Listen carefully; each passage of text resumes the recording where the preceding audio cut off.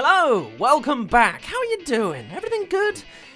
Yeah, I've been living in the past, living like it's late 2019. In case you can't remember, so long ago, after everything that's happened, the movie industry decided to use this moment to just bombard us with all sorts of upcoming 2020 films. And since we've got a good bit of downtime right now, I figured I'd dig up some of those forgotten trailers and run it through an analysis for news and any other kind of details and potential that could potentially pop up. And boy did I run into a rabbit hole here. Yes, today we are of course talking about Free Guy. Bit of an odd name, but I'm sure you've seen this trailer before. It's not exactly an obscure project. Taking us back to December 7th gives us the official trailer from 20th Century Studios' YouTube channel. Free Guy is Ryan Reynolds' latest passion project, and boy does he have some connections along the way. For a start, this whole thing is being directed by Shawn Levy. You may have heard of him from a little thing called Night at the Museum, or Stranger Things 2, if you're into that sort of thing, I guess. And coming from the same space also brings Joe Keery, resident mum himself. Alongside him, we've also got Emmy winner Jodie Comer, making her Hollywood debut after the successes of Killing Eve, doing so well for her, and another icon you can't really miss, Taika Watiti as the antagonist of the film. And those are just the guys we've seen on screen. There's a whole lot of other surprises and hidden gems hidden in the upcoming cast, but we'll get into that a little bit. So the premise of Free Guy follows around this one video game, Free City. It's your amalgamate Frankenstein monster of every carefree violent video game ever. It's your GTA, your Red Dead Redemption, it's a built-up Sim City of its own, open and free like Minecraft, and yes, there's a whole lot of influence from Fortnite too. And I'm not just pulling those games out of thin air, those are all games mentioned somewhere in the interviews or articles discussing Free Guy. And then there's all the homages to other films and TV shows for influence.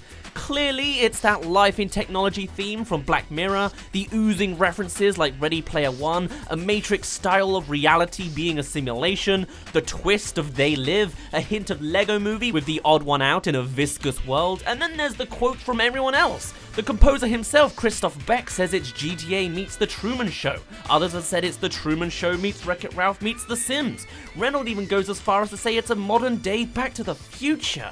At the end of the day, it paints a pretty big picture of being that massive gamer love letter, with all sorts of themes and gimmicks that fascinate the average sci-fi fan, and a relatable tone throughout for depicting all sorts of realities found in many popular mainstream games. Technically, it's kinda going for that generic swing to be as marketable as possible, but honestly, it's got that Ryan Reynolds wit, admittedly celebrities I genuinely enjoy, and though there's almost an undoubtable layer of Fortnite cringe to sit through, it looks like it's a lot of fun. It's just a chaotic, carefree romp, and fits quite well with the style of these kind of games. For now, if I've kept your attention this long, consider subscribing for any future Free Guy updates, and remember, only you can help fight the war against my unsubbed ratio count. Anyway, the four main characters we have come so far to learn about include, first and foremost, Guy. Guy is your average Joe kind of guy, so much so that he is literally just an NPC inside of Free Game. He lives his life blissfully unaware of his simulated reality and accepts many of the chaotic goings-ons of his city as simply being the norm. If you want more movie comparisons, Shawn Levy compares him to the 40-year virgin, or Will Ferrell in Elf. Until one day, he doesn't. Taking matters into his own hands, he accidentally gains knowledge of his gamely reality and thus begins his quest to open up his own path. Of course, there's more to the story than just that. Why exactly he seemed to just wake up one day is actually entirely explainable. Now, the one and only real trailer we have to go off of doesn't really show this information, but I was able to find it anyway through the classic act of researching through and reading far too many repetitive articles about it online.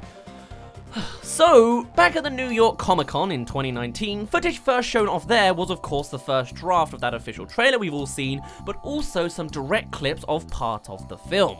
One such involves Keery and Comer as Keys and Millie, the programmers of Free City, discussing their new code, which just so happens to be making waves within the game as that new code is the source of Guy becoming self-aware as an AI. Interestingly, the code is also allowing all sorts of NPCs to evolve and act in new ways, but Guy is far ahead of the curve. As the programmers, these two are our protagonists of the real world. But to add more to that, while our female lead Millie is an oversized sweater-wearing American with a much more shy personality, in-game she has her very own avatar which is very much the opposite. being a headstrong and confident British lass called Molotov Girl, and is very much the gateway for Guy's transition into his new realization. Through her, we learn of our fourth and final main lead, Antoine the producer, the big boss with a bit too much of an ego. Apparently, at that panel, they witnessed a scene of Molotov Girl bad-mouthing the man before Guy mistook him as God. You know, it's your classic comedic stuff, I guess. The reason he's such a big bad is because he actually stole the programmer's new code, known as Life itself, and planted it into the game, causing all of this ruckus, and later on will be planning to shut down the whole thing, jeopardizing Guy's entire existence. So there's a few bouncing plot points explained in probably the most complicated way possible, but hey, it's certainly more than what that simple trailer has told you, and there's plenty more details going on out of reach. But before we actually hit that, let's actually break down all sorts of details from the footage we do have, because there's a surprising amount of gaming junk to be depicted, plus it'll help us shape out other exclusively seen plot points. First things first, the very first shot of the film we get is this aerial view of the city over a couple of rivers with way too many bridges, which is quite undeniably a big old battle royale trope. Try to avoid it with all your might. Fortnite is popular, so you can bet this film will tailor towards it. Also, that building right there is likely the clock tower as seen from here. Otherwise, there's really not too much to pick from the layout. You've got maybe the industrial area, the residential zone, the city center, and this noticeable icon, but otherwise there's not really much to it. Is it just a map's directional points, or is it something more? I'll be impressed if we can actually pinpoint all of these locations later in the film. Next, we get a pretty generic shot of a helicopter crashing through a building in front of 75 State Street. Pretty standard gameplay stuff. Followed by a flipping police car in a car chase against a blue convertible, which is actually relevant more to the plot, judging by this on-set footage people managed to capture. Here's that clock tower shot that's probably not actually a clock tower, but could easily be seen as one from a certain perspective.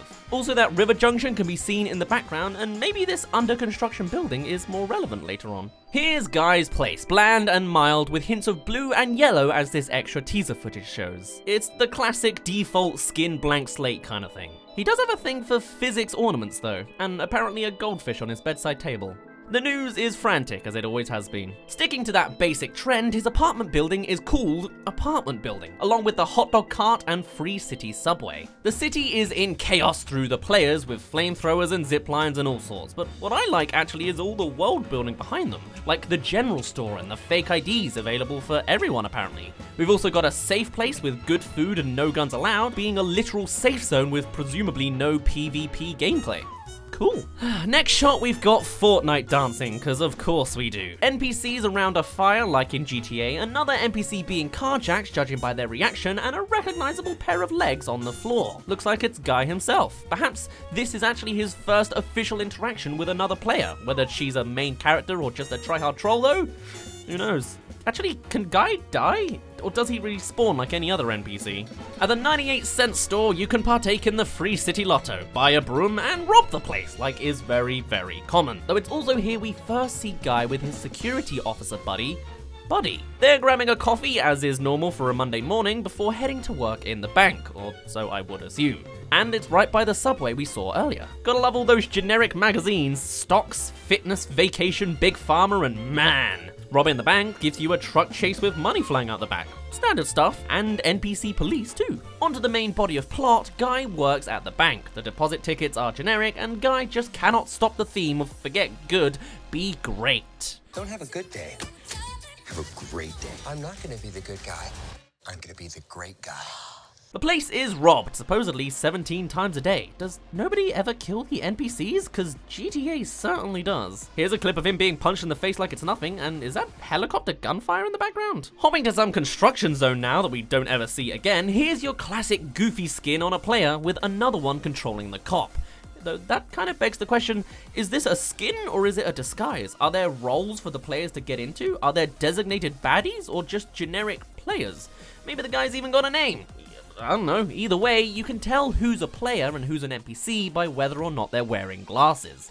Or the big bunny costume. Here's Guy shocked on a road with a track going along the center. Cut to some actual story. This is very much Molotov Girl, leaving Guy on the street. Story-wise, this lines up quite nicely with the idea that Guy is awakened and meets Molotov in-game before she realizes he's an NPC. After all, that old Comic-Con preview of the programmer speaking also has them discussing Guy for the first time that goes something like this. Keys is excited by the new changes, saying, "I'm talking about the fact that Blue Shirt Guy is not a player, he's an algorithm. He's the first real artificial intelligence." With Millie dejected by the whole ordeal, not realizing he was an AI. Guy? My guy? The first time I kissed a non-toxic guy, of course he's not even real. The scene then ends on a slightly more lighter note with Millie, food for thought, he's like 4. Anyway, back to that shot, we've got a wanted poster and a big sale on Always Tomorrow. And sure, an RPG shot too. Moving on, again we've got that central area with now a Free City Festival concert being advertised and a central hub of headlines, upgrades and facts. We'll see more of that in a mo. For now, here's a CGI guy being flung around a la GTA car physics. Should have read the warning sign. Another bank robbery at 10:05 in the morning, and another. Think the painting in the back is symbolic of something? So Guy steps out of his lane, accidentally beats the player and takes his glasses. Okay, now's the time we can properly whip out all the small details. The UI is a little over the top, but man is there a lot to see. For a start, the glasses highlight the bank. Then we've got health up top with only 10 and 22 armor, which is practically your battle royale health and shields. There's an elevation meter for how far you're looking up, currently between 10 and 30 something. At the bottom we see no perks are activated, so perhaps there's some later on. In his equipment, he has a slot of something I just cannot decipher. There's a power bar and a stamina bar. Equipped, he has the harmless slap up front, but otherwise he's unarmed. On the other side of the slap, he owns a paperclip and a metro pass. Big points if these can actually come up into play later. He's level 1 with 14,259 XP. Presumably to the next level, right? I doubt he's made it that far already. Also, there's 0 and -12 something, I can't see, it's too small. In the top corner, he has 187.03 credits, though it's still symbolized with dollars and cents. He can add a teammate to his squad if he wants to. There's a minimap showing there is a med pack nearby since he is a little bit damaged, and relevant logos to his surroundings that we'll see more of later. In the middle glows more clearly that outfits and upgrades are available here. Also, there's an armory to the right. This area is officially called the Financial District, and getting the glasses gives Guy a new mission. Bank heist. Use as much force as necessary to obtain 100,000 credits with an 8-minute time limit. Interestingly, there's some bonus objectives. Payday, which is maybe getting more money, and Pacifist, clearly the perfect choice for a guy like Guy. There's an options button and a start button and another bar, because there's just never enough. Looking around, the bank has a protruding dollar sign. There's a summer sale, potentially as a reference to Steam, a circle outline for the center, as is very common in video games. The mission timer has just started. There's a new spinning logo for a big turret gun we'll see in a moment, a garage for vehicles with its own inventory box, and then here's our first player, Princess Bang Bang, level 32 with 2 kills I think and 22,800 something. It could be credits, it could be XP, but really, nobody cares. Her weapon could potentially be something custom, because I don't recognize it, but I am British and I don't know guns. And we see her going into that spinning icon, which gives her access to a central turret. It's, simple gameplay mechanics. Here's a couple of players, level 6 Ready Player 2, and someone else I just can't read. Oh, but hey, there's a safe house strip club a la GTA, and that iconic clock tower in the background again. I guess it has Eiffel Tower syndrome of always being visible. Though my glasses theory kind of falls through, or maybe it's unfinished. Oh well. This bit's kind of self-explanatory. Medpacks are now visible, but in the background we see a defense grid and a 19-second timer for something. Is it like the Fortnite Storm? Is it accessible only to villains? I don't know, but if Guy is an NPC, do you think he can walk right through those barriers if he took off the glasses? Maybe being AI gives him genuine advantages over every other player. After all, if you live in a game 24/7, you have so much more experience over everyone else, Here's Fusion Fire, level 18, and that's the bulk of all the small visual details you can really depict. Clearly, it all just oozes gaming jargon, but could really be interesting to see if these mechanics actually have a larger role in the future. And of course, there's all sorts of other gaming mechanics that could easily be placed into this setting, which we will cover in a little bit to see how further this new world can be expanded. For now, it's time to get into some main plot stuff. So Guy, having met Molotov Girl, is led to this base in the middle of the city. Is it actually there, or is it a summonable hub for each player to use? Regardless, we cut to the Free City Depot. Whether this is actually where this leads isn't actually guaranteed since there's no real curved entrance. Still, this is the garage type location for a player's vehicles, or maybe it's stuff for sale. I'm loving the trebuchet, the satellite, the horse and carriage, and the tiny thing up front that reminds me of the good old days of Just Cause 3. Also, the lighting here makes it seem like those vehicles are yet to be unlocked, which is just an amazing attention to detail, though it turns out to just be a transitional thing. But man, I want to see that gimmick somewhere. This shot is where Molotov Girl tells Guy that he is in a video game, though their surroundings are too blurred to really get a feel of it all. Still, it's here that Guy learns that he has to be violent to get XP to level up to advance in the game, but he's too much of a pacifist to want to actually be violent. And this news is refreshing to Millie. Cutting to night, there's some kind of heist going on. Showing more mechanics, Molotov Girl can switch a knife into a gun with a simple pixel transition.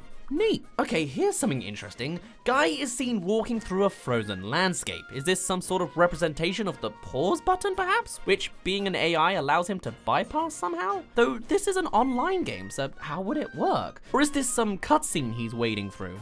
Whatever the case, it looks like a massive advantage for him if he can utilize it. And hey, him being able to do things outside of the game's core seems about right, since the programmers also mention how Guy managed to kiss Molotov despite it not being a button in-game.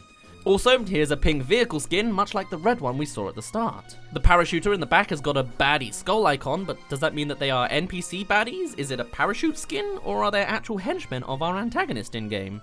Whatever, here is the man himself, clearly very lax and carefree, calling himself a rule breaker and basically shooting down keys for probably taking his code. In the background, I also believe we see our last assigned character in trailer, Mouser, some sort of friend of the programmers and another employee being abused by the boss, judging by this one shot we get. I thought it said nope at first, but actually maybe he's pushing him to work harder because of all the hype.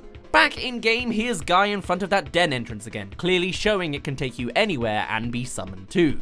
Now taking him to a desert land. Very well too. Here's citizens running away from something along Sweeney Street. And here's Guy in a fight with a new pair of glasses. Maybe they give him new missions or something, or he just got his own? His enemy is a cowboy trope who he attacks with what else but a steering wheel. They're inside another garage/den type location, though this time of the evil company that they're targeting against. Guy doesn't like violence but is forced to fight here. A pretty standout character trait, and probably pretty funny too. Molotov Girl shoots a rocket down an alleyway to a chasing police car, so maybe they were connected to the blue convertible earlier. Back to the den, and we've got all sorts of archetypes on show. An armored samurai, a boxer, ninja, wait not yet, a space marine, a plague doctor type.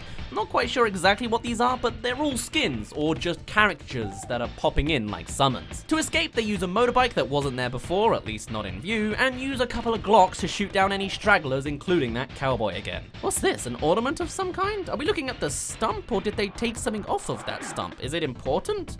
Doesn't seem like a vehicle to me. Perhaps a bit more important on this wider shot, we see a literal golden key waiting on the side too. Very video gamey. And generic jacket goons, all with stormtrooper aim. Together, they crash out the window where we see the base was within a cliff face overlooking the city. Oh hey, it's the clock tower again. And no, this cliff's not visible from any of the previous shots, though in reality, Antoine has a very similar view over a very real city. Bonus clip, here's Guy with another pair of glasses with bail bonds in the background and a motorbike flip. And finally, a shot in this white den, said to actually belong to Molotov Girl, all with motorbikes and a comment from Guy apparently asking if it's the North Pole instead. Now of course that's the end of the trailer, but there's still so much information that we know about this film. According to external sources, Guy is set up to become an overnight sensation, earning fans across the globe, meaning his evolution as an NPC becomes well known to the public and potentially kickstarts Antoine's reaction to cure the game of its glitch by shutting it all down. And looking at the extended cast of the film, there's a few interesting pieces that pop up. For one, there's the elephant in the room we've been dodging up to this point. With this film very much hitting the gamer audience, we've got a few internet celebrities making a cameo appearance. Coming from the Fortnite bandwagon, we've got iconic streamers Laserbeam, Pokimane, and of course Ninja showing up as themselves amidst all this chaos. And as a slight upgrade among them, Jacksepticeye will be cameoing his voice in as Qbert somewhere in this film. Qbert, the classic arcade character. How exactly does that fit into the grand scheme of things? Who knows? Is there genuinely an arcade character NPC in here, or is it an arcade in the real offices? Or perhaps it's someone new with the same name as the old icon. Whatever the case, all these people help target more of that marketable base. And actually, looking more at that cast list gives us all sorts of weird insights and questions. I mean, look at this. Beauty, potentially an on-the-nose romantic interest as the damsel in distress gaming archetype. Gamer? Yeah, okay. Missy, a generic female teammate name. Tsunami Tech. There's actually several of these which seem to suggest that the company producing Free City is actually called Tsunami, though I couldn't find any source confirming that.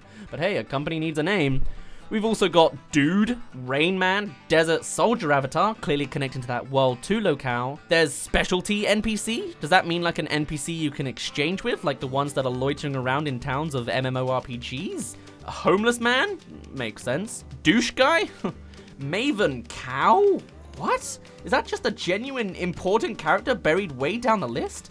Art Nerd as herself? Not what I would have expected. Anonymouse, another username that's totally not decipherable as someone we already know.